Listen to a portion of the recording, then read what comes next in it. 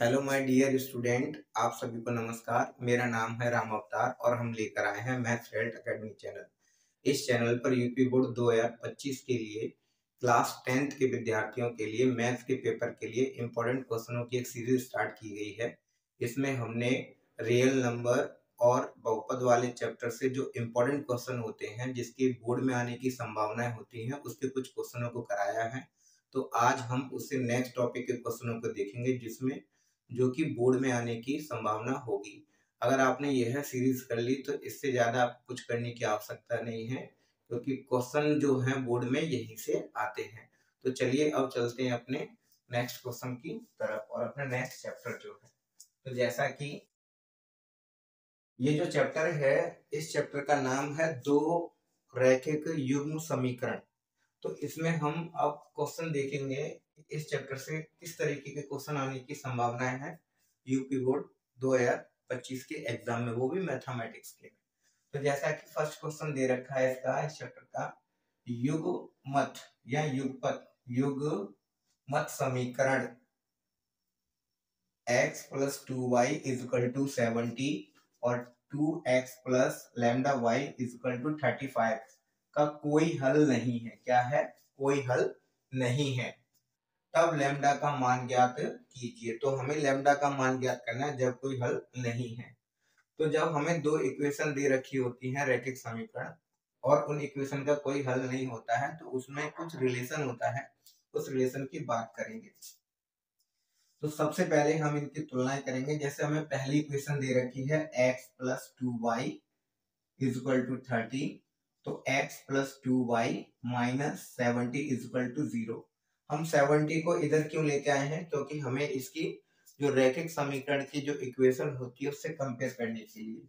जैसे a1x + b1y + c1 = 0, इसकी तुलना करेंगे। ये इसकी स्टैंडर्ड फॉर्म होती है रैखिक समीकरण की। तो तुलना करेंगे तो a1 बराबर क्या हो जाएगा 1 और b1 बराबर क्या हो जाएगा 2 और c1 बराबर क्या हो जाएगा 70 माइनस का।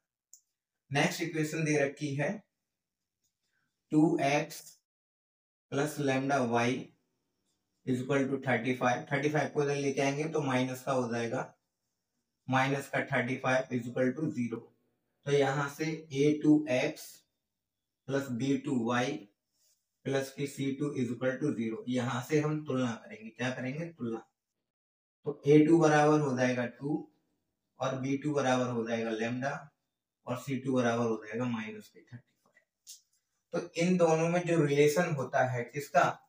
जब दोनों रैखिक समीकरण का कोई हल ना हो तो रिलेशन होता है क्या? a1/a2, b1/b2 और डज नॉट = c1 c2। तो यहाँ पर हमें लैम्डा का मान बताना है कितना होगा।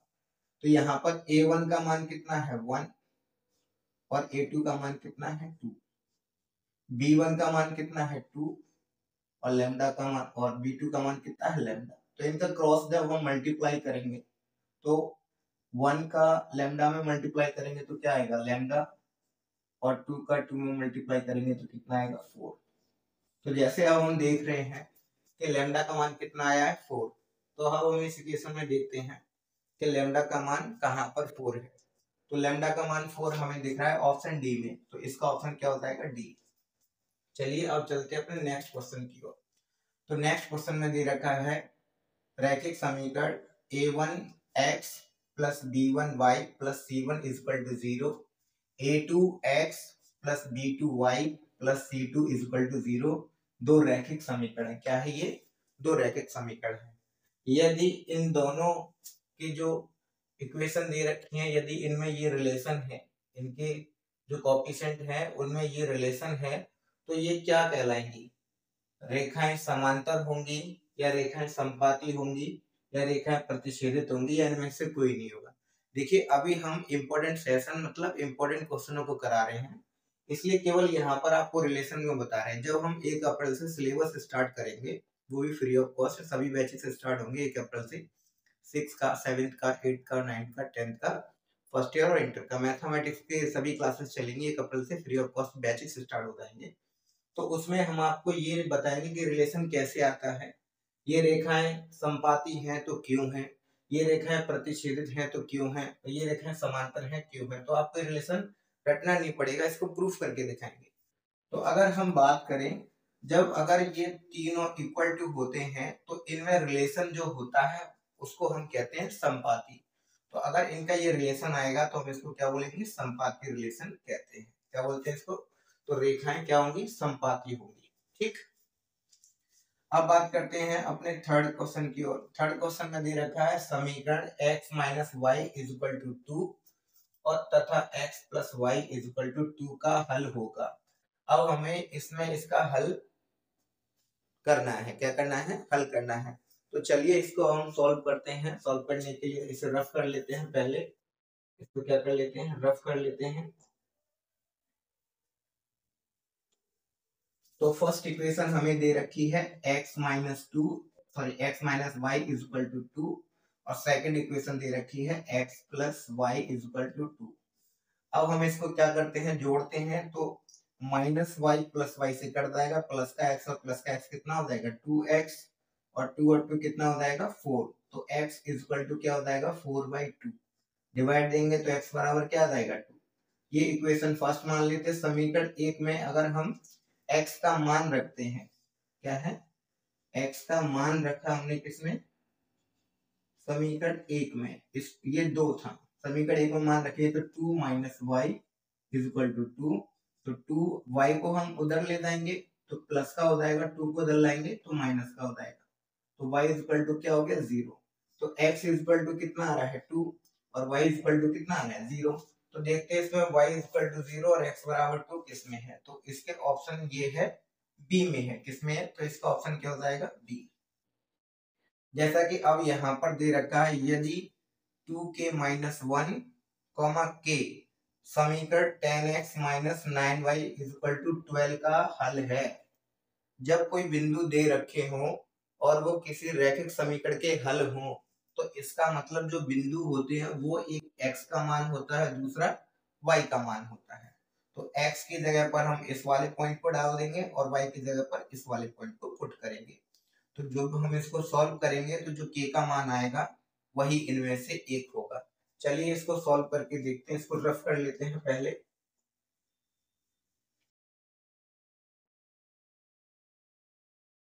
जैसा कि हमें इक्वेशन दे रखी है 10x minus 9y is equal to 12। इस वाली इक्वेशन के ये हल है तो ये x का मान हो जाएगा और ये y का। तो x यहाँ पर रखेंगे 2k माइनस 1। तो ये 10 और 2k माइनस 1 माइनस 9 और y की जगह पर क्या रखा जाएगा k इज इक्वल टू क्या हो जाएगा 12। मल्टीप्लाई करते हैं तो कितना हो जाएगा 20k minus 10 minus 9k is equal to 12। 20k में से 9k गया तो कितना बचेगा बेटा 11k। कितना हो जाएगा 11k is equal to 12। Minus का 10 है उधर ले जाएंगे तो किसका हो जाएगा प्लस का 10। तो 11k इज इक्वल टू कितना हो जाएगा 22। तो k इज इक्वल टू कितना हो जाएगा 22/11। 11 से डिवाइड दिया तो कितना आ जाएगा 2। तो यहाँ पर k का जो मान है, k का मान कितना आ गया है 2। यहाँ पर k का मान क्या आ गया है 2 आ गया है। और ये हमने कैसे फाइंड किया है, ये जो हमें बिंदु दे रखे हैं वो इस समीकरण के हल हैं। जब इस समीकरण के हल हैं तो इसका मतलब x का मान ये हो जाएगा, y का मान ये हो जाएगा और इनको यहाँ पर पुट कर देंगे। और पुट करने के बाद जो सॉल्व करके k का मान आएगा वही इसका सॉल्यूशन होगा। तो चलिए देखते हैं कि इसमें इसका कौन सा आंसर है। तो ये ऑप्शन दिखाई दे रहा है इसका बी। तो इसका ऑप्शन क्या हो जाएगा बी। बी इसका ऑप्शन हो जाएगा। तो अब चलते हैं अपने नेक्स्ट क्वेश्चन की ओर। जैसा कि समीकरण निकाय kx plus 3y is equal to minus 3 तथा 12k plus ky minus k के अनंतः अनेक हल होंगे यदि k का मान है। हमें क्या करना है, हमें बताना है कि इसके अनेक हल होंगे तो k का मान क्या होगा, k के किस मान के लिए इसके अनेक हल होंगे। तो सबसे पहले हम इसको रफ कर लेते हैं फिर देखते हैं।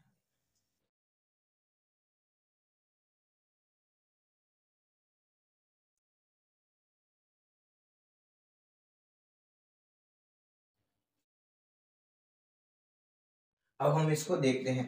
जैसा कि ये दे रखा है समीकरण निकाय के एक्स प्लस थ्री वाई बराबर -3 तथा 12x प्लस के वाई बराबर -k के अनंत अनेक हल होंगे। यदि k का मान है तो हमें क्या करना है, इसके अनेक हल है तो k का मान ज्ञात करना है। जब अनेक हल होते हैं तो दोनों इक्वेशन में जो रिलेशन होता है वो क्या होता है उसको भी देखेंगे।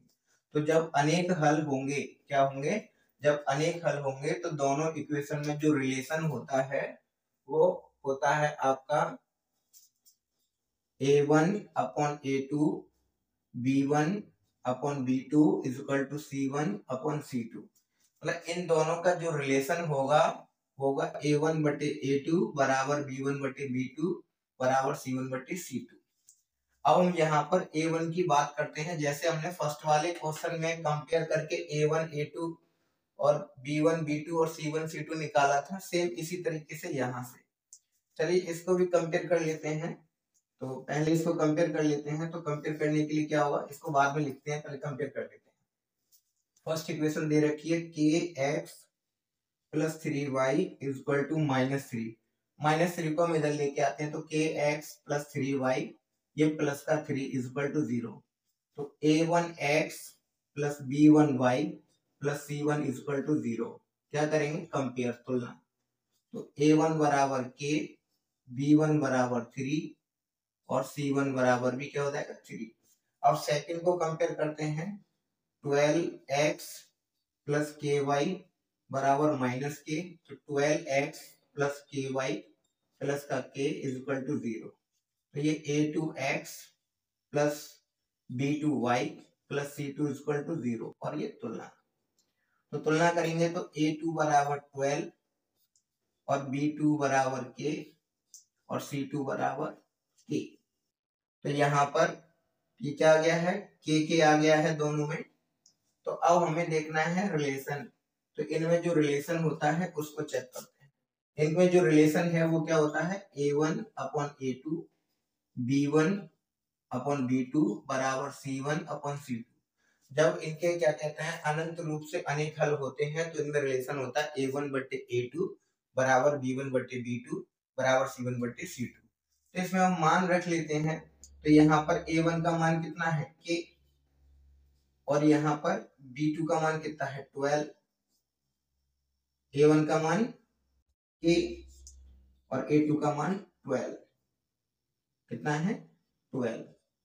b1 का मान कितना है, b1 का मान 3 और b2 का मान क्या है k। तो यहाँ पर क्या आ जाएगा k, मल्टीप्लाई करते हैं तो k square is equal to 12 किया 36। तो k बराबर कितना आ जाएगा प्लस माइनस √6, कितना आ जाएगा प्लस माइनस √6। तो चलिए इसमें हम आंसर देखते हैं। तो इसका आंसर क्या हो जाएगा ए, क्या हो जाएगा इसका ए, क्योंकि यहाँ पर एक प्लस का 6 है और एक माइनस का 6 है। यदि ऑप्शन में आपके प्लस का 6 दे रखा है तो इसका आंसर क्या हो जाएगा प्लस का 6। आई होप कि आपको ये सभी क्वेश्चन समझ में आ गए होंगे। आप इनको अच्छी तरीके से नोट कर लो और प्रैक्टिस कर लेना इनकी। तब तक के लिए हम चलते हैं अपने नेक्स्ट क्वेश्चन पे। नोट कर लीजिए आप तब तक के लिए इसको।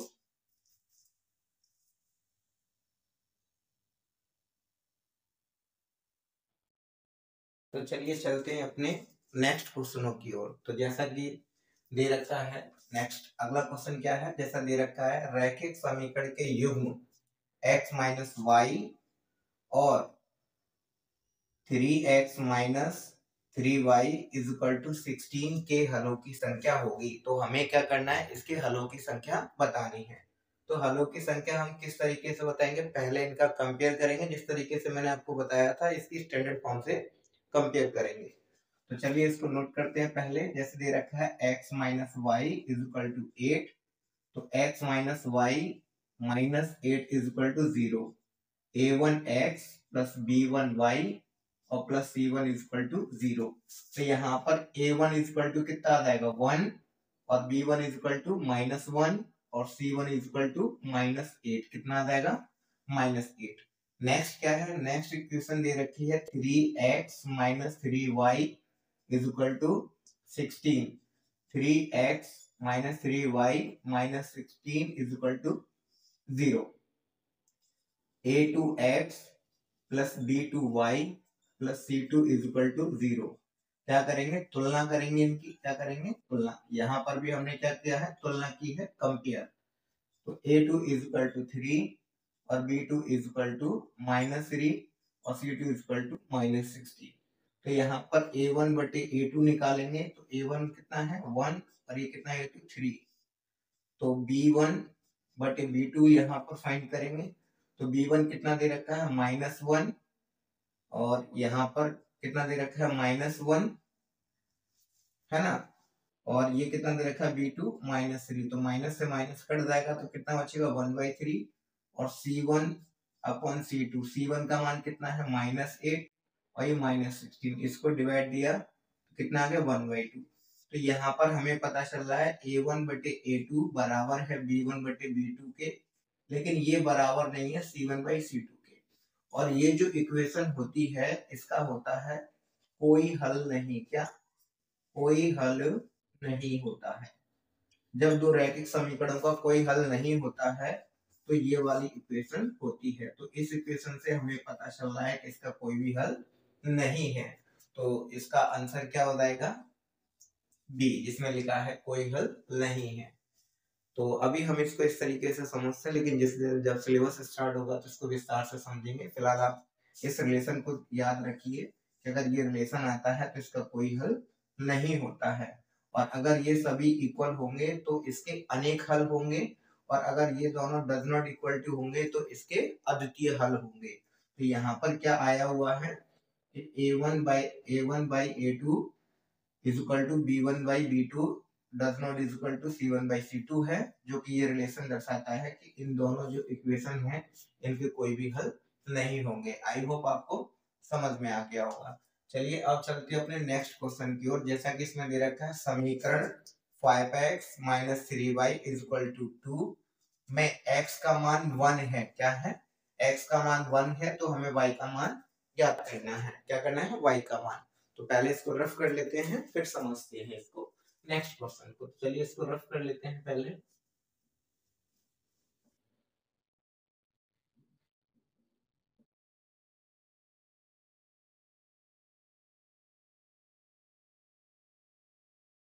हाँ, तो यहाँ पर दे रखा है 5x - 3y is equal to 2। तो x का मान कितना दे रखा है 1, तो x का मान 1 रखेंगे। 5 × 1 - 3y इज इक्वल टू 2। तो ये हो जाएगा 5 - 3y इज इक्वल टू 2। तो हम 5 को इधर ही रहने देते हैं, 2 को इधर लेके आएंगे -2, 3 को इधर लेके गए तो 3y। तो यहाँ पर कितना हो जाएगा 3, तो यहाँ पर 3y। तो y इज इक्वल टू हो जाएगा 3/3। तो y इज इक्वल टू कितना आ जाएगा 1। तो देखते हैं इसका 1, हाँ इसका ऑप्शन क्या हो जाएगा बी, क्योंकि बी में दे रखा है 1।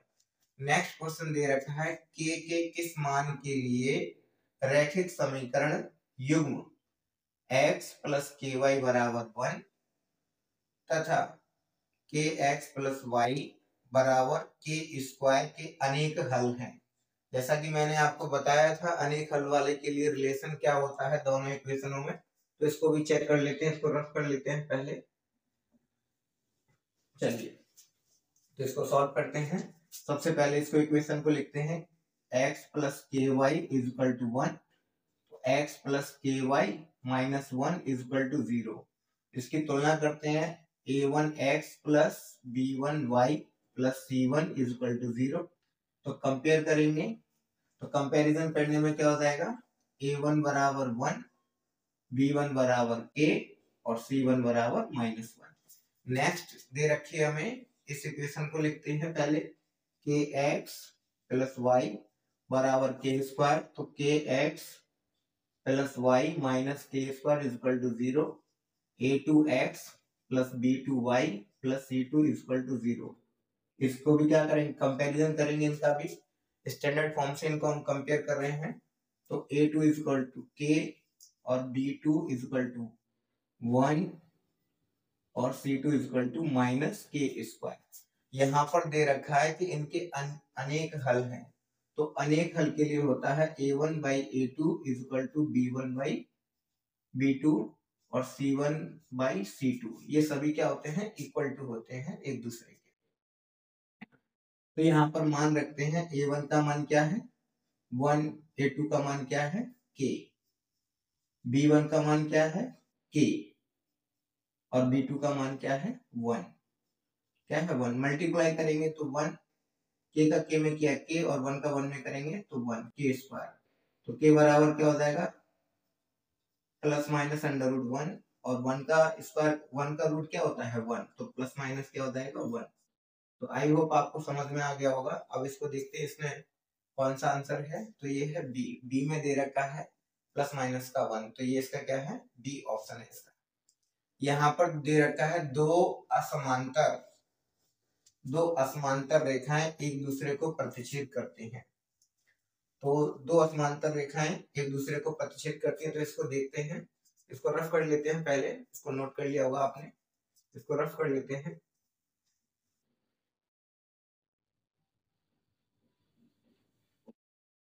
जैसा कि इसमें कह रखा है दो असमांतर रेखाएं एक दूसरे को प्रतिच्छेद करती हैं दो बिंदु पर, एक बिंदु पर, अनंत बिंदु पर या तीन बिंदु पर। अगर हमने ये दो रेखाएं, इनको बोलते हैं समांतर रेखाएं, क्या बोलते हैं, ये समांतर रेखाएं होती हैं जिनके बीच में 0 डिग्री का और 180 डिग्री का एंगल होता है। और दो असमांतर रेखाओं का मतलब ये ऐसे भी हो सकती है और ये ऐसे भी। दो असमांतर रेखाओं को आप कैसे भी अगर काटते हैं एक दूसरे से, तो वह हमेशा एक ही बिंदु पर काटेंगी, इनको बोलेंगे असमांतर रेखाएं। क्या बोलेंगे, असमांतर रेखाएं। तो जैसा कि आप देख रहे हो दो असमांतर रेखाएं एक दूसरे को केवल एक बिंदु पर काटते हैं, कितने बिंदु पर, एक बिंदु पर, तो इसका आंसर क्या हो जाएगा एक बिंदु पर। जैसा दे रखा है रेखाएं x1 a1 x plus b1 y plus c1 is equal to 0, a2 x plus b2 y plus c2 is equal to 0 का कोई हल नहीं है। क्या है, कोई हल नहीं है। और मैंने आपको बताया था जब कोई हल नहीं होता है तो रिलेशन क्या होता है, a1 बटे a2 बराबर b1 बटे b2 और does not equal to c1 बटे c2। अभी अभी बताया था आपको जिसका कोई हल नहीं होता है उसमें ये रिलेशन होता है, क्या होता है, ये रिलेशन होता है, ठीक है, जिसमें कोई हल नहीं होता है। ठीक, तो इसका आंसर क्या हो जाएगा, इसका आंसर हो जाएगा बी वाला, क्या हो जाएगा B1 इसका आंसर होगा। आई होप आपको समझ में आ गया होगा, नोट करिए। नेक्स्ट क्वेश्चन दे रखा है दो संख्याओं का योगफल, दो संख्याओं का योगफल और अंतर क्रमशः 8 और 2 है। मतलब दो संख्याएं हमें, दो संख्याएं कोई सी भी होंगी जिनका योगफल कितना है 8 और जिनका अंतर कितना है 2। तो जैसा कि हमें दिखाई दे रहा है इसमें ऑप्शन में चेक करते हैं, अगर हम 8 और 2 को जोड़ते हैं, हमने ये दो संख्याएं मान ली 8 और 2, अगर हम 8 और 2 को जोड़ते हैं तो कितना प्राप्त हो रहा है 10, जबकि यहाँ पर दो संख्याओं का योग कितना दे रखा है 8, तो इसका मतलब ये तो होगा ही नहीं। अब ये कह रहा है कि हमें दो संख्याएं माननी है जिसका योगफल 8 होगा, तो 5 और 3 को अगर हम ऐड करते हैं, जोड़ते हैं, तो इनका योगफल कितना आएगा 8, जो कि सही है। और अगर हम इनका अंतर देखें तो कितना आ रहा है 2, जो कि सही है। इसका मतलब इसका आंसर क्या होगा बी होगा, क्या होगा बी। थर्ड वाले को भी चेक कर लेते हैं, इन दोनों को जोड़ा तो कितना आ गया 8, लेकिन घटाया तो कितना आ गया 4, जबकि आना क्या है 2, तो इसका मतलब ये भी नहीं है और ये तो वैसे ही नहीं है, तो ये क्या हो जाएगा इसका ऑप्शन बी होता है। आई होप आपको समझ में आ गया होगा, आप इनको नोट कर लीजिए। अब चलते हैं अपने नेक्स्ट क्वेश्चन पे।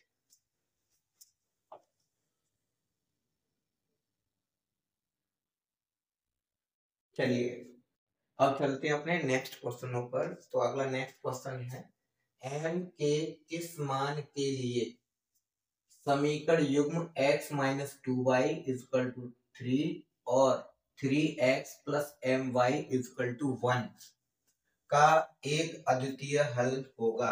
क्या पूछ रहा है इसमें, अद्वितीय हल। जैसा कि हमने आपको इसमें दो कंडीशन बताई थी, अनेक हल और जिसका कोई हल ना हो। तो इनमें दोनों रेखाओं में जो स्टैंडर्ड रेखाएं होती है स्टैंडर्ड फॉर्म में क्या रिलेशन होता है ये हम आपको बता चुके हैं, लेकिन अब यहाँ पर जो रिलेशन आया हुआ है वो दोनों में आया हुआ है एक अद्वितीय हल का। तो अद्वितीय हल के लिए क्या रिलेशन होता है इसमें, चलिए हम देखते हैं। तो सबसे पहले हम इक्वेशन को लिखेंगे। इक्वेशन दे रखी है x minus 2y is equal to 3।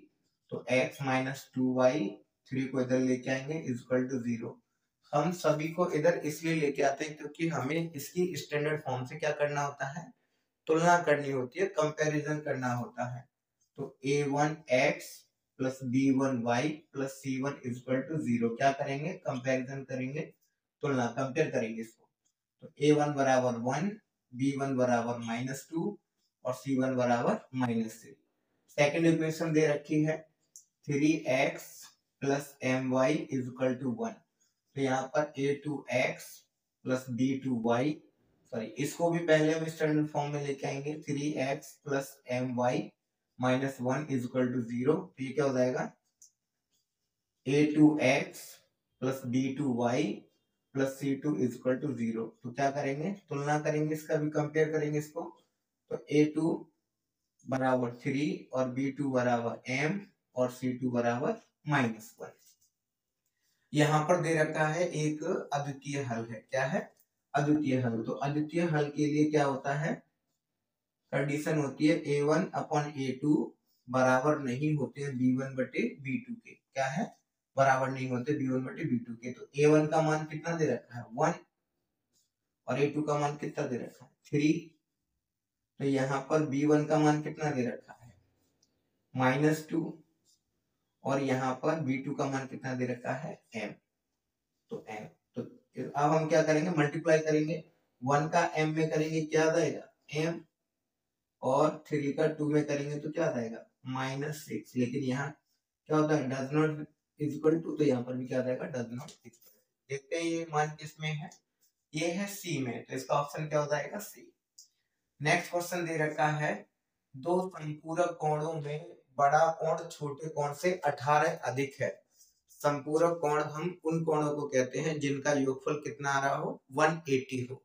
तो संपूरक कोण हम किसे कहते हैं, उन दो कोणों को संपूरक कोण कहेंगे जिनका योगफल कितना हो, 180 का मतलब 180 हो। तो अब हम देखते हैं नेक्स्ट क्वेश्चन को, जब तक हम इसको रफ करते हैं। आप इसको नोट कर लीजिए।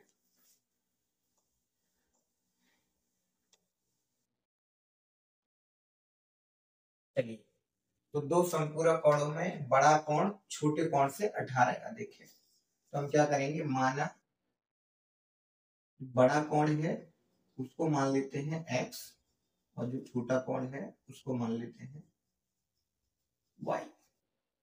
तो बड़ा कोण है वो छोटे कोण से कितना अधिक है, 18। तो बड़ा कोण छोटे कोण से 80 अधिक है। तो यहाँ पर x minus y is equal to कितना आ जाएगा, 80। एक इक्वेशन ये हो गया। अब दूसरा, जबकि हमने क्या कहा है, दो संपूरक कोण है, दोनों संपूरक कोणों का योगफल कितना होता है, 180, जैसा कि हमने अभी आपको बताया है। तो हम इसको और इसको काट देंगे, ऐड करेंगे तो यहाँ पर कितना हो जाएगा, 2x, और इनको भी ऐड करिए, 0, 8 और 8 कितना हो गया, 16, 1/2। तो कितना हो जाएगा ये आपका, सॉरी, इनको ऐड करेंगे तो कितना हो जाएगा, 8, 9 और ये 2, कितना हो जाएगा, 80। हाँ, तो ये हो जाएगा आपका 298। तो x इज इक्वल टू कितना हो जाएगा, 298/2, डिवाइड दीजिए तो कितना हो जाएगा, 1, 8 और ये 6, कितना हो जाएगा, 186। आई होप इसमें कुछ मिस्टेक हो गई है, इसको चेक करते हैं कहाँ मिस्टेक हो गई है। बड़ा कोण छोटे कोण से 18 अधिक है। तो बड़ा कोण छोटे कोण से 18 अधिक हो गया है, इसको इधर लेके आएंगे तो माइनस का हो जाएगा, दोनों कोणों का योगफल कितना हो गया, 18। अब हम इसको ऐड करेंगे तो 8 और 0 कितना हो जाएगा, 8, 1 और 8 कितना हो जाएगा, 9। तो कितना बचेगा ये आपका 1, कितना बचेगा, 1। तो इसमें डिवाइड देते हैं 1, तो इसको डिवाइड दीजिए तो कितनी बार जाएगा, ये 9 और ये आपका फिर कितनी बार 1, तो कितना हो जाएगा, 6। एक मिनट, इसको डिवाइड दीजिए तो 2 से अगर हम इसमें इसको डिवाइड देंगे तो कितना हो जाएगा, ये 9 टाइम्स, क्योंकि 2 नाम 18, तो कैरी 1 बचेगी और फिर कितना हो जाएगा, 18, फिर 2 नाम 18, तो कितना आ जाएगा, ये x बराबर 99। तो कितना हो जाएगा इसका आंसर, डी हो जाएगा। क्या हो जाएगा, डी। चलिए अब हम अपने नेक्स्ट क्वेश्चन पर बात करते हैं। नेक्स्ट क्वेश्चन दे रखा है, बिंदु 3,5 जिस रेखा पर स्थित है वह है, जैसा कि मैंने आपको बताया है, अगर कोई बिंदु किसी रेखा पर स्थित है तो इसका मतलब अगर हम उन बिंदुओं को उस रेखा पर रखेंगे तो उस रेखा का मान क्या हो जाना चाहिए, 0 हो जाना चाहिए, या फिर लेफ्ट हैंड और राइट हैंड साइड क्या हो जानी चाहिए, बराबर, या फिर 0 हो जाना चाहिए। तो जब ये बिंदु किस रेखा पर स्थित है किस तरीके से पता करेंगे, ये x और y के मान होंगे। अब इनको हम रख के देखते हैं, अगर लेफ्ट हैंड और राइट हैंड साइड बराबर आती है तो वह रेखा होगी, नहीं तो नहीं होगी। अगर हम 3 को इसमें रखते हैं तो कितना हो जाएगा, फर्स्ट वाले में 2 इंटू 3 माइनस 5, तो ये 6 माइनस 5 इजकल टू कितना आ रहा है, 1, तो ये नहीं होगा। नेक्स्ट इसमें रख के देखते हैं 2 इंटू 3 माइनस 5, और ये कितना आ जाएगा, 6 माइनस 5 इजकल टू 1, तो ये भी क्या थी, 1, तो 1 बराबर 1 आ गया, तो इसका ऑप्शन क्या होगा, बी। आई होप आपको समझ में आ गया होगा। ये क्वेश्चन काफी इंपॉर्टेंट है बोर्ड एग्जाम के लिए, आप इस पर ध्यान दीजिए, काफी अच्छा क्वेश्चन है और इम्पोर्टेंट भी है।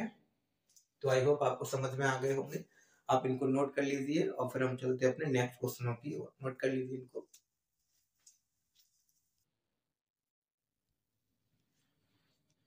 चलिए अब चलते हैं हम अपने नेक्स्ट क्वेश्चन की ओर। जैसा कि आपको दिखाई दे रहा है, जिसमें दे रखा है एक आयताकार बाग, क्या है, एक आयताकार बाग है जिसकी लंबाई चौड़ाई से 4 मीटर अधिक है।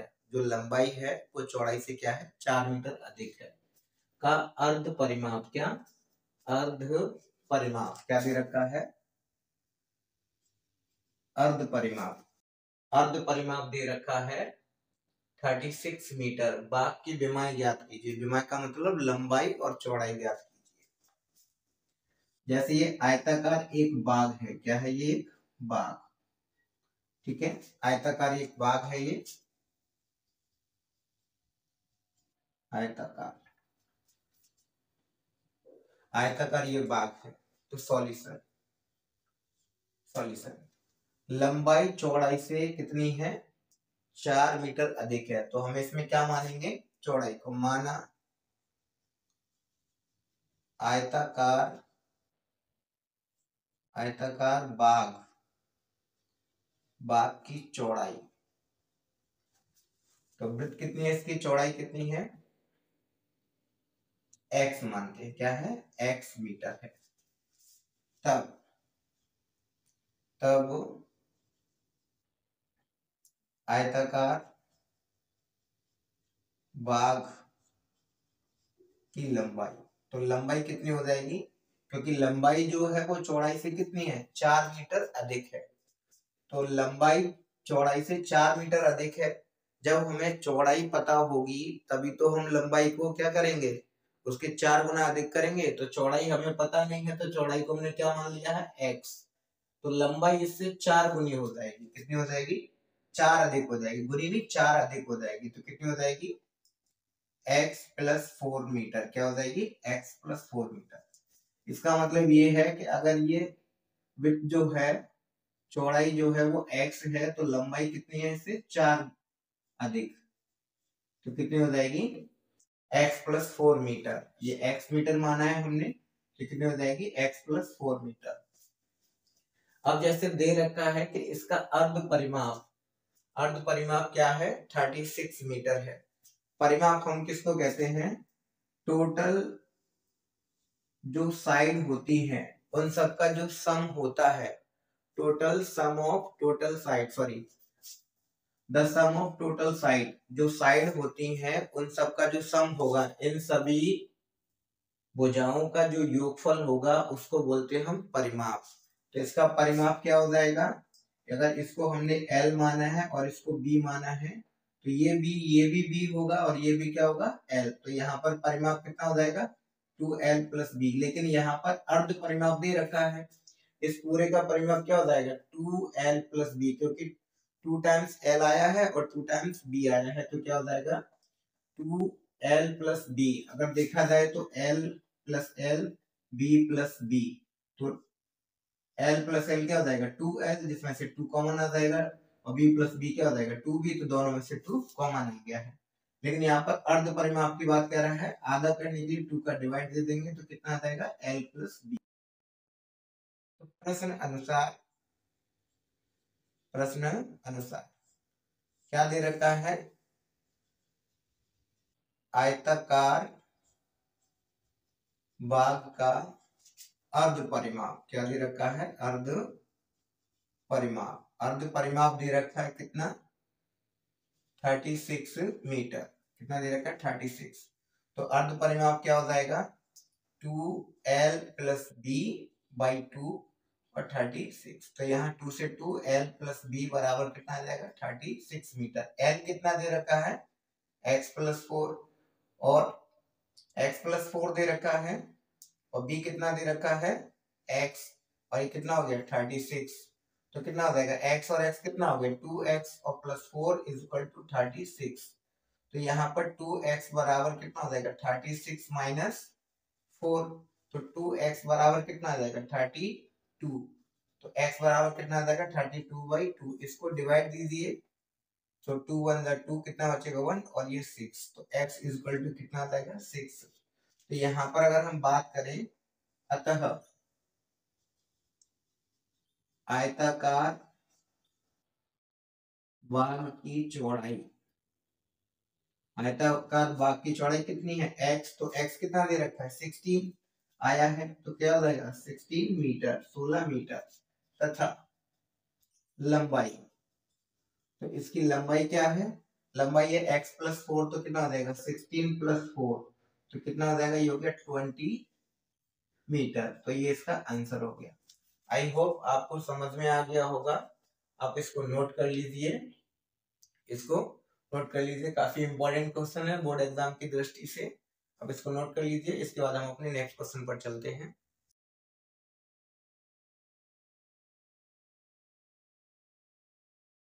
तो नेक्स्ट क्वेश्चन पे, ये क्वेश्चन बोर्ड एग्जाम के लिए बहुत इंपॉर्टेंट है, इसलिए इस पर लिख लीजिए very very important, very very important.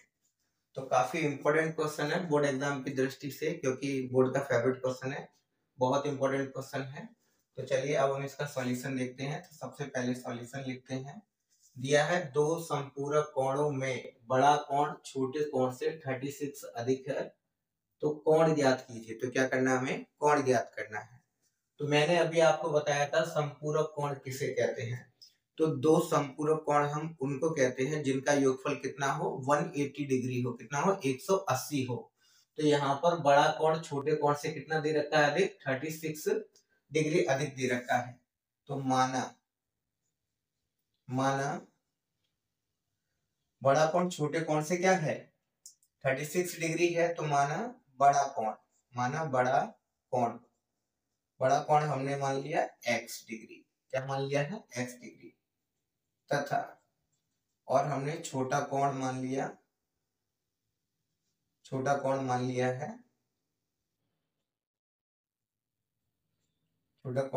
है y डिग्री, क्या मान लिया है y डिग्री। तब प्रश्न अनुसार क्या, प्रश्न के अनुसार जैसा वह कह रहा है वैसे। तो प्रश्न कह रहा है बड़ा कोण छोटे कोण से क्या है 36 अधिक है। तो क्या है 36, जैसे मैंने कहा मेरे पास उसके पैसे के 20 रुपए अधिक हैं, तो मेरे पास 20 रुपए अधिक हैं उसके पैसे के। तो अब मेरे पास 20 रुपए जो अधिक हैं वो कैसे पता चलेगा कि मेरे पास कितने पैसे अधिक हैं, तो हमें उसके पता होना चाहिए ना। अगर उसके पास 20 हैं तो मेरे पास 20 और अधिक है, तो कितने हो गए 40। तो आपने जो 20 अधिक थे वो किसके में जोड़े, उसके में, ना कि मेरे में। तो मैंने कहा किसी के पास 40 रुपए अधिक हैं और किसी के पास 40 रुपए हैं और मेरे पास उससे 10 रुपए अधिक हैं, तो आप उस 10 रुपए को मेरे में जोड़ोगे या उसके में, नहीं उसके में जोड़ना पड़ेगा। उसके पास 40 थे, अब उसी में हमने 10 को जोड़ा 50 हो गए, तो इसका मतलब मेरे पास 50 हो गए, आपको उसके में जोड़ना होगा।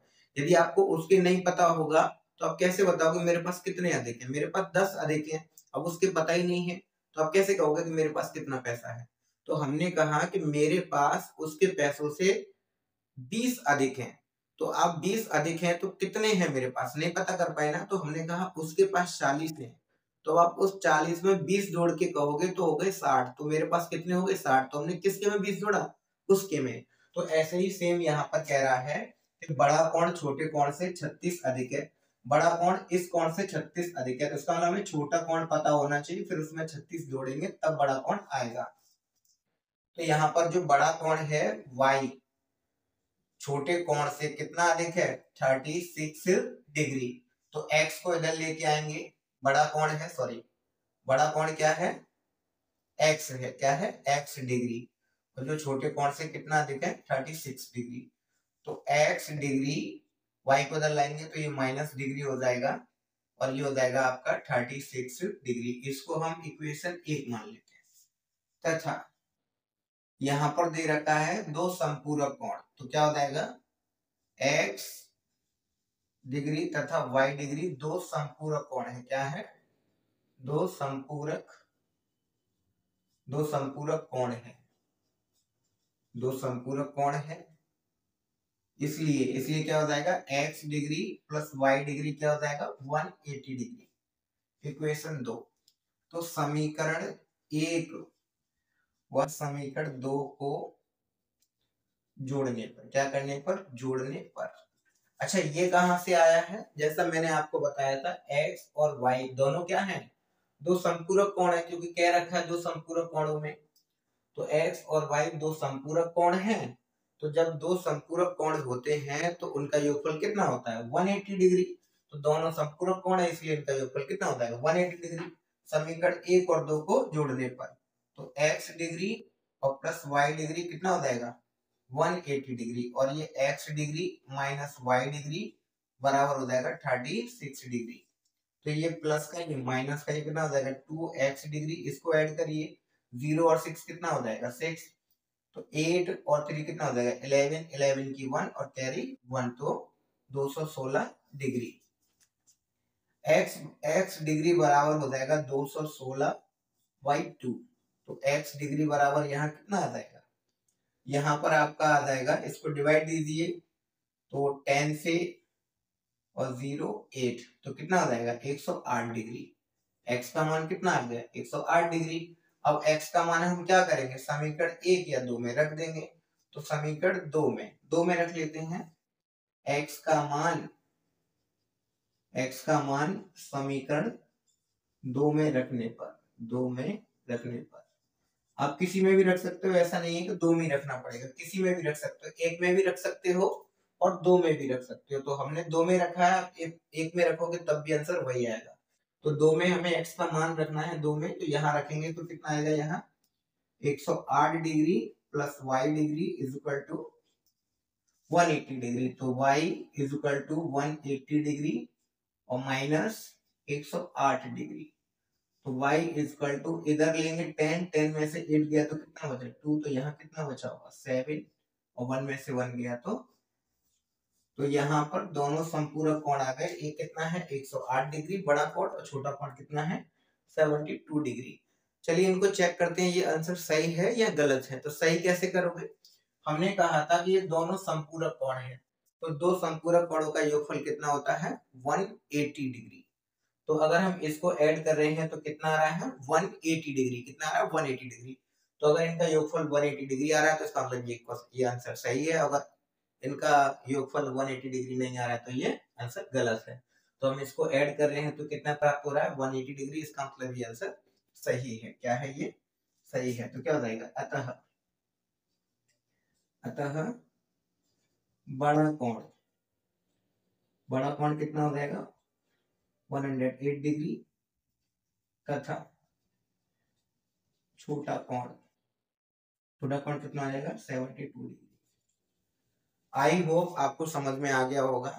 ये क्वेश्चन बहुत इंपॉर्टेंट क्वेश्चन है बोर्ड एग्जाम के लिए, आप इसको अच्छी तरीके से नोट कर लीजिए और समझ में आपको आ गया होगा। तो जब तक आप इसको नोट करिए, फिर इसके बाद हम चलते अपने नेक्स्ट क्वेश्चन पे।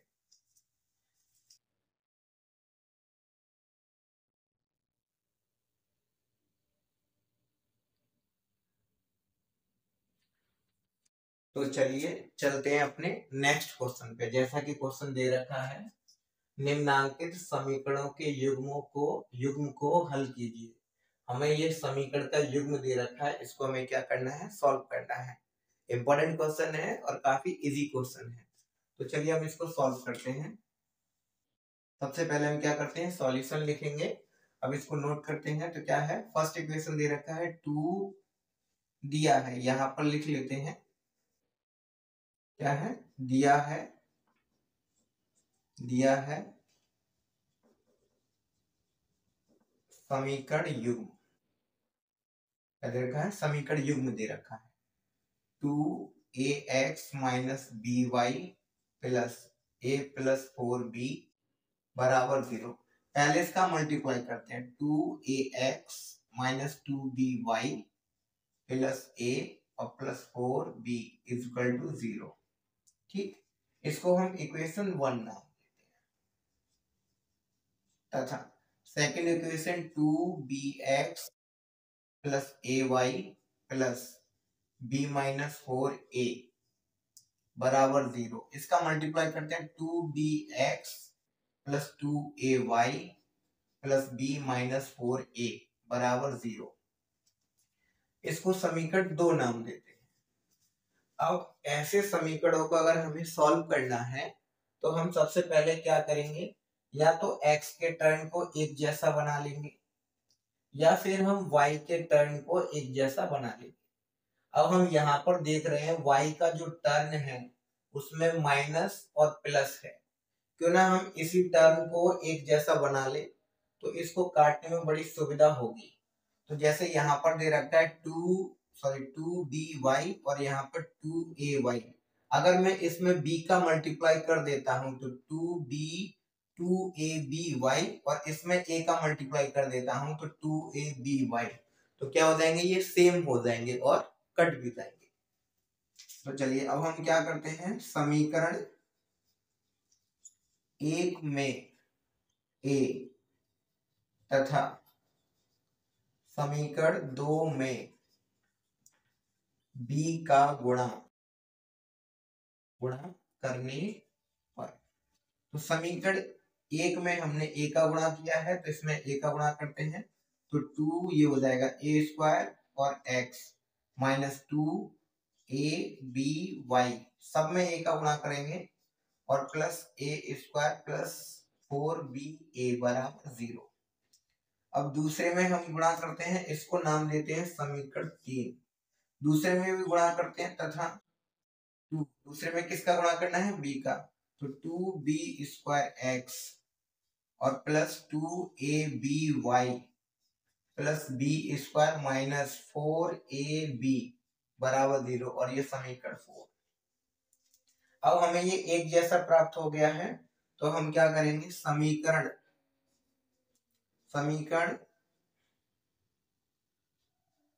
थर्ड वह फोर्थ को जोड़ने पर, क्या करने पर, जोड़ने पर। तो जोड़ते हैं इसको, तो इसको जोड़िए। तो 2a square x minus 2aby plus a square plus 4ab बराबर 0 और 2b square x plus 2aby और plus b square minus 4ab बराबर 0। ठीक,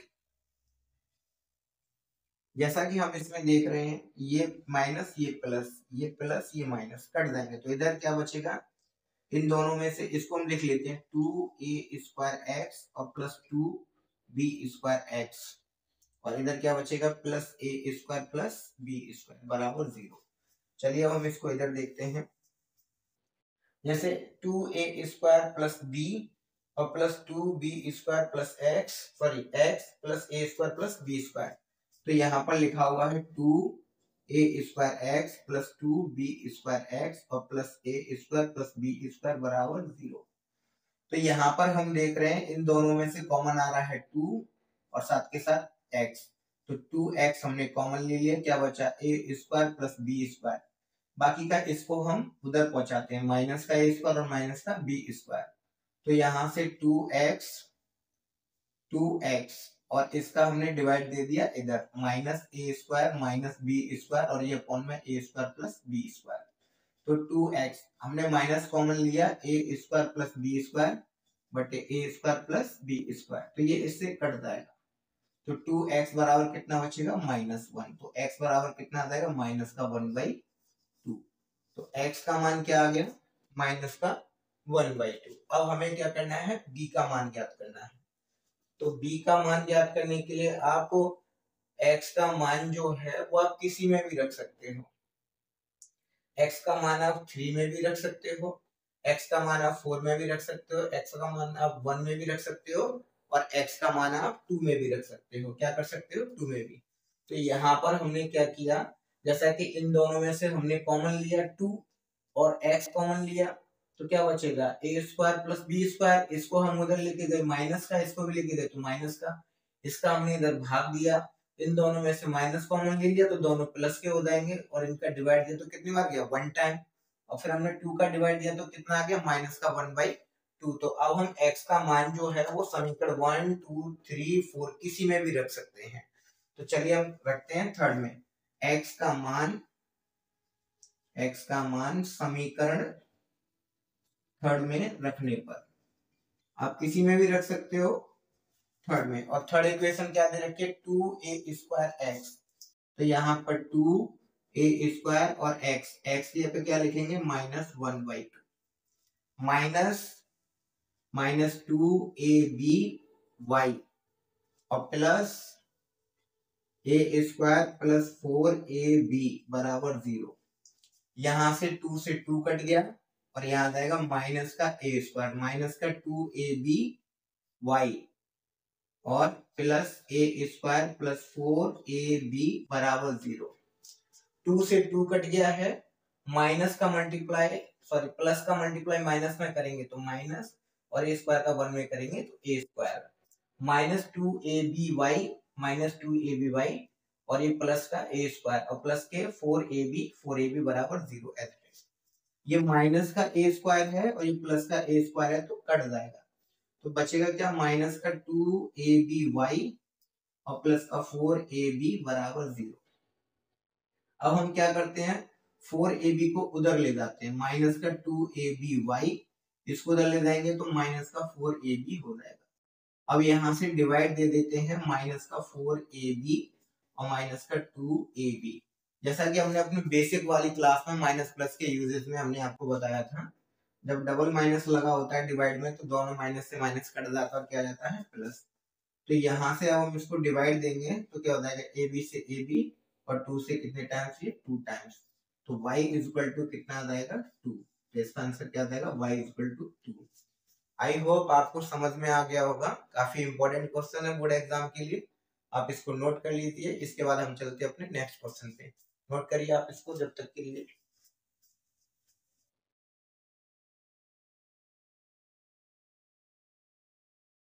चलिए अब चलते हैं अपने नेक्स्ट क्वेश्चन पे। जैसा कि बोर्ड पे आपको दिख रहा है, ये जो क्वेश्चन है बोर्ड एग्जाम के लिए बहुत ही बहुत ज्यादा इंपॉर्टेंट है, तो इस पे आप वेरी वेरी इंपॉर्टेंट लिख लीजिए, very very important. Board exam में हर साल ये क्वेश्चन आता है क्योंकि बोर्ड का फेवरेट क्वेश्चन है। पैटर्न सेम यही रहेगा, डिजिट चेंज हो सकती है लेकिन पैटर्न यही रहेगा। आप इसको अच्छी तरीके से समझ लेना और प्रैक्टिस कर लेना और इसको छोड़ना नहीं है, क्योंकि बोर्ड में इसके आने के चांसेस 101% रहते हैं। तो चलिए इसको सॉल्व करते हैं। सबसे पहले लिखेंगे सॉल्यूशन। जैसा कि क्वेश्चन में दे रखा है 2 अंकों की संख्या, 2 अंकों की बात की जाए तो एक इकाई की और दूसरी किसकी होगी, दहाई की।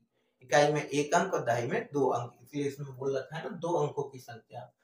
2 अंकों की एक संख्या, तो हमें 2 अंकों की एक संख्या बनानी है पहले, तो बोला है ना 2 अंक होने चाहिए, फिर उसकी हमें एक संख्या बनानी है। तो 2 अंकों की एक संख्या, तो पहले 2 अंकों की एक संख्या बनानी है कि अंकों का योगफल, तो संख्या के जो संख्या होगी उसके जो अंक होंगे उनका योगफल कितना दे रखा है 9, और संख्या के अंकों को परस्पर, जो संख्या के अंक होंगे तो उनके अंकों को परस्पर बदल देते हैं तो हमें जो संख्या प्राप्त होगी और जो पहली वाली संख्या होगी उससे कितने अधिक होगी, 27 अधिक होगी।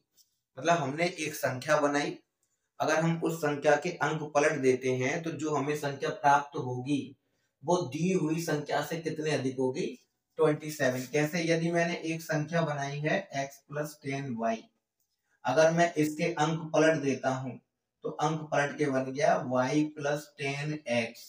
तो ये जो हमें संख्या प्राप्त हुई है अंक पलटने पर, ये जो संख्या है वो दी हुई संख्या से कितने अधिक होगी, ये 27 कितना अधिक होगी, 27 अधिक होगी। इसका कहने का तात्पर्य ये है। तो चलिए अब इसको हम समझते हैं, सरल कर लेते हैं। तो जैसा कि इसमें दे रखा है, तो पहले माना इकाई का अंक, क्या, इकाई का अंक, इकाई का अंक क्या है x, तथा दहाई का अंक, दहाई का अंक क्या है y है। तब अभीष्ट संख्या, तब अभीष्ट संख्या मतलब इनसे जो प्राप्त होगी वो संख्या क्या हो जाएगी, x प्लस 10y। अच्छा, ये x प्लस 10y क्यों हुआ है, क्योंकि हमने इकाई का अंक x माना है, क्योंकि इकाई के अंक में एक होता है इसलिए x, और दहाई का अंक हमें क्या माना है y, और दहाई का अंक जो स्टार्ट होता है किससे, 10 से, तो क्या हो जाएगा 10y। अब इसके बाद वो कह रहा है अंकों का योगफल तथा प्रश्न अनुसार, प्रश्न अनुसार वह क्या कह रहा है, एक संख्या के, संख्या ये है, इस संख्या के जो अंक हैं, एक अंक ये रहा और एक अंक ये रहा, के अंकों का योगफल कितना है, 9 है अंकों का योग। तो क्या है, अंकों का योग, अंकों का योग कितना है 9। तो x प्लस वाई बराबर कितना हो जाएगा 9। ये हो गया समीकरण 1। और इसमें क्या दे रखा है, संख्या के अंकों को पलट देने से प्राप्त संख्या दी हुई संख्या से 27 अधिक है। क्या है, संख्या के अंक बदलने पर या पलटने पर, संख्या के अंक बदलने पर प्राप्त संख्या दी हुई संख्या से कितना है, 27 अधिक है, 27 अधिक है। तो तब बेटा क्या हो जाएगा, जो हमें अंक बदलने पर जो संख्या प्राप्त होगी वो क्या हो जाएगी, y प्लस 10y। और ये जो संख्या हमें जो प्राप्त हुई है, अंक बदलने पर जो संख्या प्राप्त हुई है, वो दी हुई संख्या क्या है, ये प्राप्त हुई संख्या दी हुई संख्या से 27 अधिक है। तो ये 27 अधिक हो जाएगा। मैंने इसमें 27 क्यों जोड़ा है, क्योंकि ये वाली जो संख्या है इस वाली संख्या से 27 अधिक है। मैंने कहा इसके पास इससे 2 रुपए ज्यादा है, इसके पास इससे 2 रुपए ज्यादा है, तो आपको बताना है इसके पास कितने पैसे होंगे। तो आप इसमें 2 रुपए जोड़ के तब भी नहीं बता सकते हो। तो मैंने कहा इसके पास 6 रुपए हैं, तो आप क्या कहोगे, इसके पास 8 रुपए हैं। तो आपने किसकी में जोड़े, 2 रुपए, इसकी में, ना कि इसकी में, क्योंकि इसके जब हमें पैसे पता चला तो उसी में तो आपने 2 रुपए जोड़े। तो ये प्राप्त संख्या थी तो इससे इतना अधिक थी, तो इसमें इतना जोड़ दिया गया। ठीक, तो अब इसको सॉल्व करते हैं, सबको इधर लेके आते हैं। तो y प्लस 10x, इसको इधर लेके आएंगे, माइनस का x माइनस का 10y और इधर 27।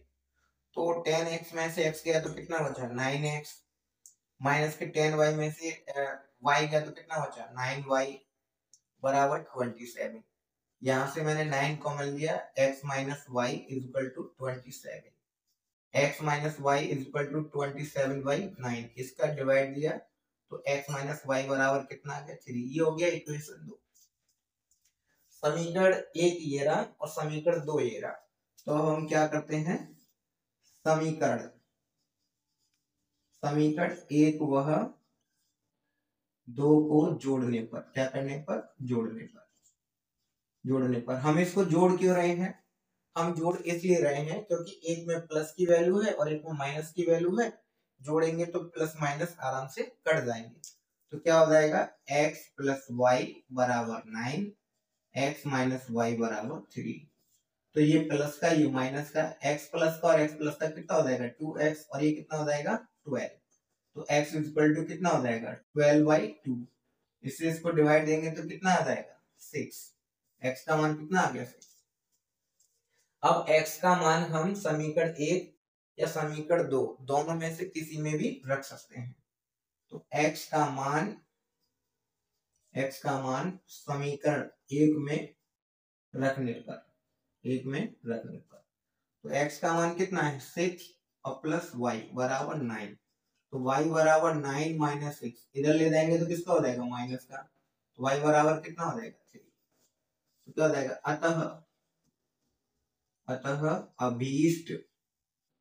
अतः अभीष्ट संख्या, तो अभीष्ट संख्या क्या है ये दे रखी है x प्लस 10y। तो यहाँ पर हम x का मान कितना है 6 और प्लस 10 इंटू वाई का मान कितना है 3। तो यहाँ पर 6 प्लस 10 तो कितना हो जाएगा 36। आई होप आपको समझ में आ गया होगा। ये जो क्वेश्चन है बोर्ड एग्जाम के लिए बहुत इंपॉर्टेंट है, 101% इंपॉर्टेंट है। आप इसको अच्छी तरीके से प्रैक्टिस कर लेना क्योंकि इसके आने की संभावना है 101% है। आप इसको नोट करिए, इसके बाद हम अपने नेक्स्ट क्वेश्चन पर चलते हैं।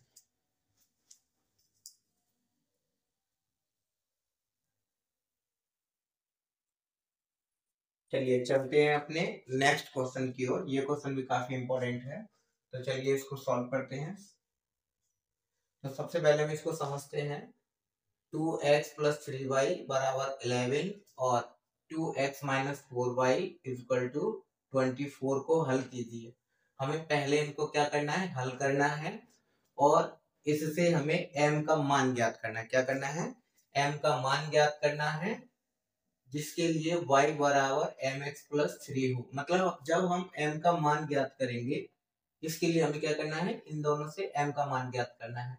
तो इनके जो x y के जो मान आएंगे वो इस वाली इक्वेशन को क्या कर रहे होंगे सेटिस्फाई कर रहे होंगे, तब जाके हम क्या करेंगे m का मान फाइंड कर पाएंगे। ठीक, तो चलिए सॉल्यूशन। तो सबसे पहले दिया है क्या है दिया है समीकरण क्या है 2x प्लस 3y बराबर 11, इसको इक्वेशन 1 मानते हैं तथा 2x minus 4y equal to 24, इसको इक्वेशन 2 मानते हैं। मैंने अभी आपको बताया था कि इन इक्वेशनों को सॉल्व करने के लिए हमें क्या करना होता है, या तो हम x के टर्म को एक जैसा बनाते हैं या फिर हम y वाले टर्म को एक जैसा बनाते हैं। लेकिन इसमें y वाले टर्म में माइनस प्लस दे रखा है तो इनको हम एक जैसा बना सकते हैं। या फिर हमें यहाँ दिखाई दे रहा है क्या कि x वाला जो टर्म है वो क्या है सेम है, तो इसमें हमें क्या है कुछ करने की आवश्यकता नहीं है। यहाँ पर दिख रहा है x और x वाला टर्म क्या है सेम है, तो इसलिए अगर हम इन दोनों को ऐड करेंगे तो ये 4x हो जाएगा। तो इसलिए हमें इसको ऐड नहीं करना, क्या करना है सब्ट्रैक्शन करना है, जिससे 2x से 2x क्या हो जाए कट जाए। ठीक, तो यहाँ पर क्या हो जाएगा समीकरण दो में से समीकरण 1 को घटाने पर, क्या करने पर घटाने पर। तो हमने समीकरण 2 में से 1 को क्यों घटाया, क्योंकि समीकरण 2 की वैल्यू ज्यादा है और समीकरण 1 की वैल्यू कम है, इसलिए हमने समीकरण 2 में से 1 को सब्ट्रैक्ट किया है, घटा रहे हैं। तो 2x minus 4y is equal to 24, तो 2x प्लस 3y बराबर 11। तो इसको सब्ट्रैक्ट करते हैं। सब्ट्रैक्ट में क्या होगा जहां प्लस का साइन है वहां पर क्या आ जाएगा माइनस, तो ये प्लस का था किसका हो गया माइनस का, ये प्लस का है तो किसका हो जाएगा माइनस का, ये प्लस का है तो किसका हो जाएगा माइनस का। तो ये प्लस का ये माइनस का क्या जाएगा कट जाएगा, ये माइनस का और ये भी माइनस का, तो कितना हो जाएगा 7y और वो भी किसका माइनस का।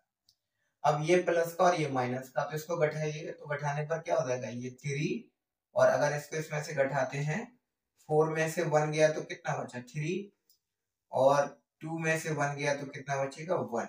तो यहाँ पर y इक्वल टू कितना आ जाएगा माइनस का 30/7, कितना आ जाएगा y बराबर आ जाएगा माइनस के 13/7, तो ये आ जाएगा। तो अब हम क्या करते हैं y का मान समीकरण 1 में रखने पर, किसमें समीकरण 1 में रखने पर, आप किसी में भी रख सकते हो 1 में या 2 में। तो यहाँ पर 2x और प्लस ये कितना है 3 और y का मान कितना है 13/7 इक्वल टू 11। तो हम इधर देखते हैं इसको, तो यहाँ पर कितना आ जाएगा 2x, इसका इसमें मल्टीप्लाई करेंगे तो माइनस का 3 त्रिका 9 और 3 एकम 3 और ये 7 और बराबर 11। तो 2x बराबर 11 इसको उधर ले जाएंगे तो किसका हो जाएगा प्लस का। इसके नीचे 1 मान लेते हैं और ये 2x एलसीएम लेंगे तो कितना आएगा 7। कितना आ जाएगा 7। तो अब हम इसको सॉल्व करते हैं तो 1 से डिवाइड देंगे 7 में तो 7 और 7 7 कितना हो जाएगा 7 का मल्टीप्लाई 11 में करेंगे तो 77 और प्लस ये 39। तो ये 2x इसको ऐड करते हैं 9 और 7 कितना हो गया 16 16 की 1 और कैरी 1 10 और कितना हो जाएगा 11/7। तो x इसमें अब डिवाइड देते हैं हम 2 का डिवाइड देंगे तो इसमें डिवाइड दे देंगे 2 से कितना आ जाएगा x बराबर 2 से ये 5 टाइम्स और 2 से ये 8 टाइम्स तो 58/7 आ जाएगा।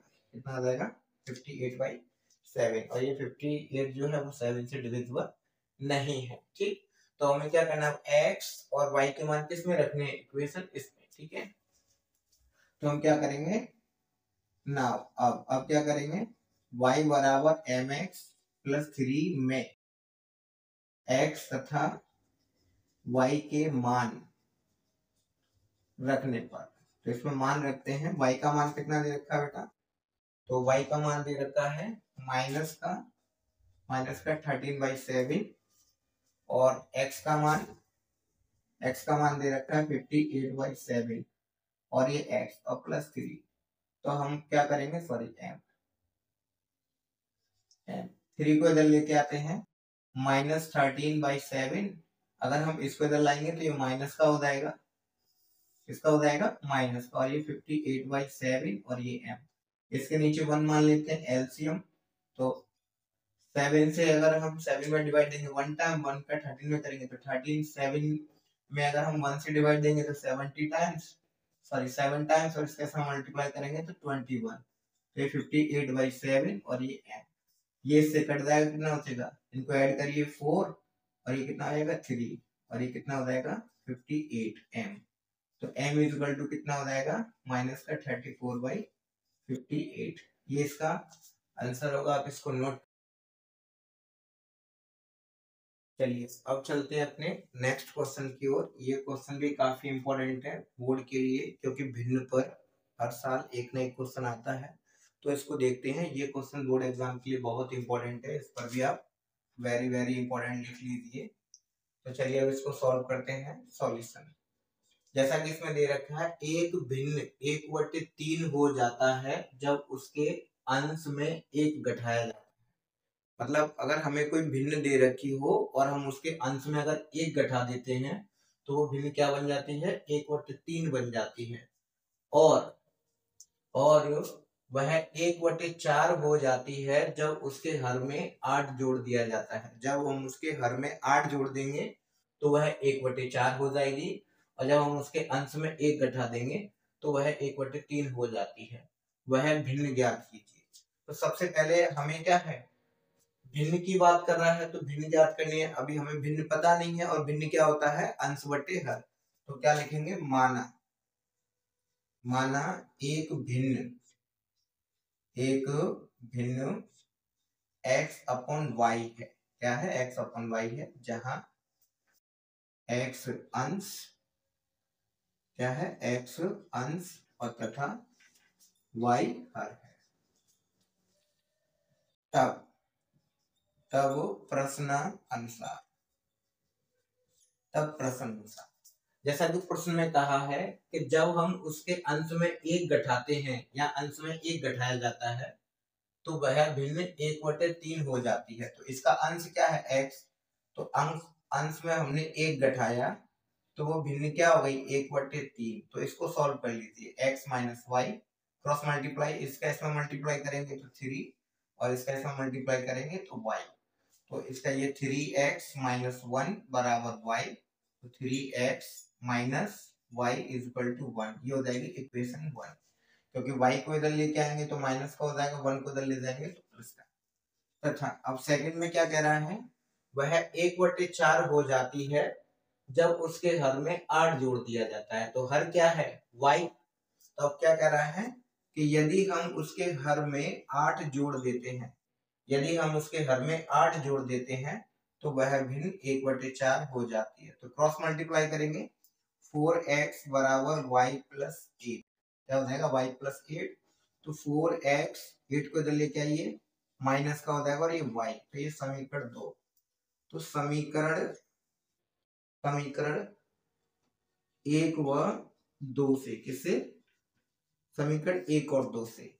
देखो समीकरण 1 है 3x माइनस वाई बराबर 1, 3x माइनस वाई बराबर 1, और यहाँ पर है 4x माइनस 8y बराबर, सॉरी 8 बराबर y। तो यहाँ से हम y की वैल्यू जो है वो समीकरण 1 में रख देंगे। किसमें रख देंगे? समीकरण 1 में। तो 3x माइनस, माइनस क्या है? y, और y इज इक्वल टू क्या है? 4x minus 8y। तो यहाँ पर क्या आ जाएगा?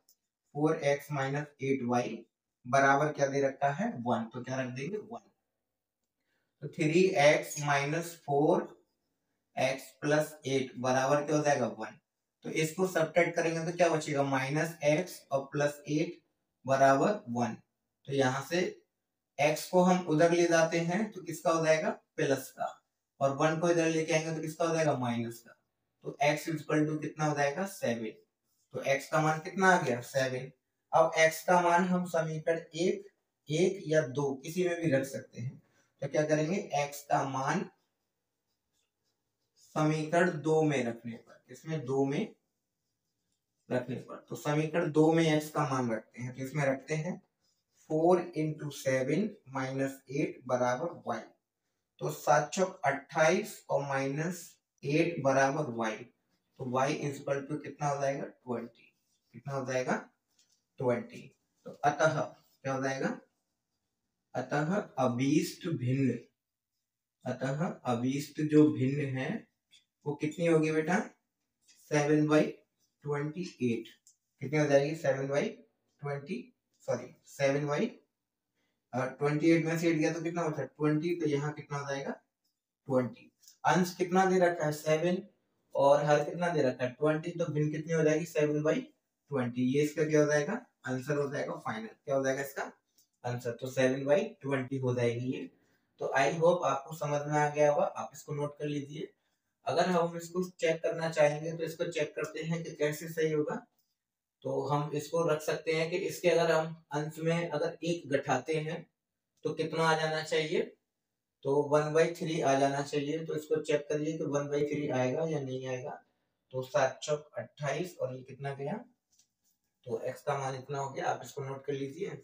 आई होप कि आपको समझ में आ गया होगा। नोट करिए जब तक हम चलते हैं अपने नेक्स्ट क्वेश्चन पे।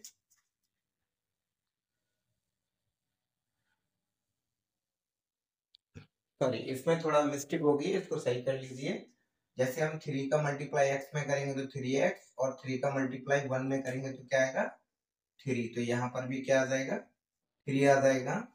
तो जब हम यहाँ वैल्यू पुट करेंगे तो यहाँ पर भी क्या आएगा? 3, और यहाँ पर भी क्या आएगा? 3। तो यहाँ पर भी क्या आएगा? 3। तो यहाँ पर भी क्या आएगा? 3, और यहाँ पर भी 3 आएगा।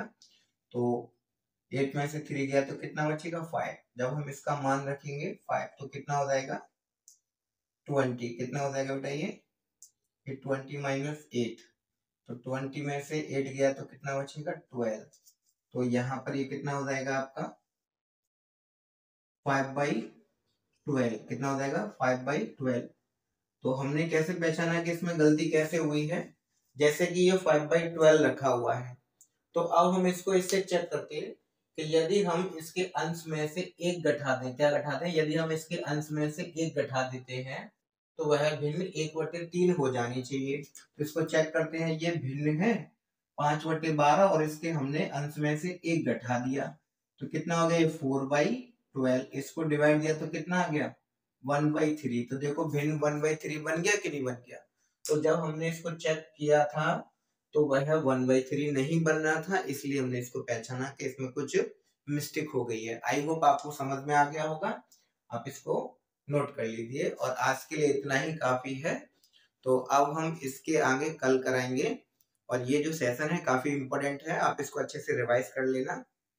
तो आज के लिए इतना ही काफी है, और इस सेशन को ज्यादा से ज्यादा बच्चों को शेयर करें जिससे कि वो भी इस सेशन का लाभ उठाएं। तो आज के लिए इतना ही काफी है। धन्यवाद।